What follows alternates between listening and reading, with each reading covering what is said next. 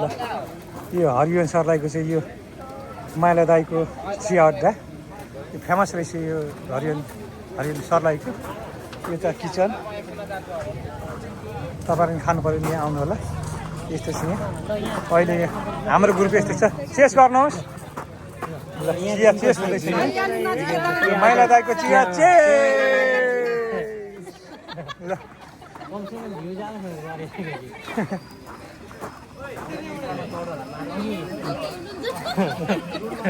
अघि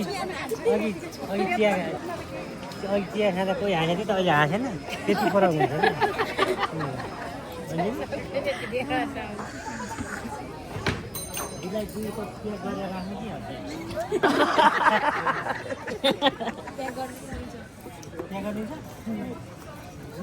ल यहाँको दृश्यहरू यस्तो छ खाने मान्छेहरू यताभित्रको बसेको छ पल्लो छेउमा यतापट्टि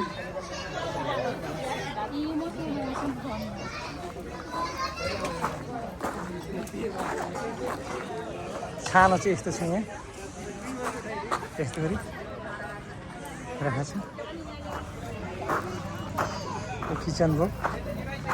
यहाँ ऐना राखेको छ एउटा सेल्फी बनाउनलाई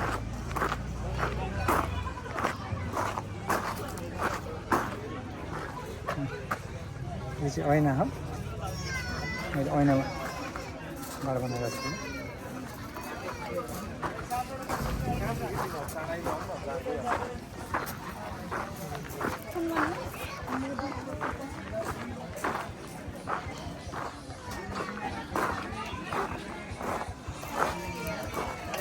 ल माइला दाईको चिया मिठो छ चिया मिठो बनाउँछ चिया र हुक्का पाउँदो रहेछ यहाँ हुक्का पाउँछ गुरुले खाँदैछ यहाँ ए गुरुजी यतापट्टि बस्नु भएको छ एक्लै छुट्टै किन एक्लै बस्नु भएको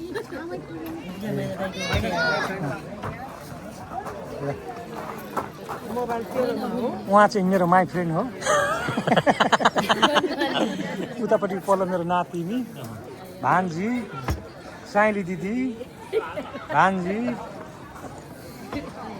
भान्जीको भाइ उहाँ चाहिँ चेस गर्दै हुनुहुन्छ डम्रक्क पऱ्यो हाम्रो भान्जी नातिनी छोरी एकदम नजाएर बसिरहेको छ मेरो छोरी कलु मेरो ठुलाको छोरी विराटनगरबाट आउनु भएको मेरो भान्जा सन्तोष कपैसीदेखि अब यसपछि हामी यहाँबाट घुर्कौली जान्छौँ ल आजलाई यो भिडियो यति नै लास्टा माइला दाईको चिया अड्डा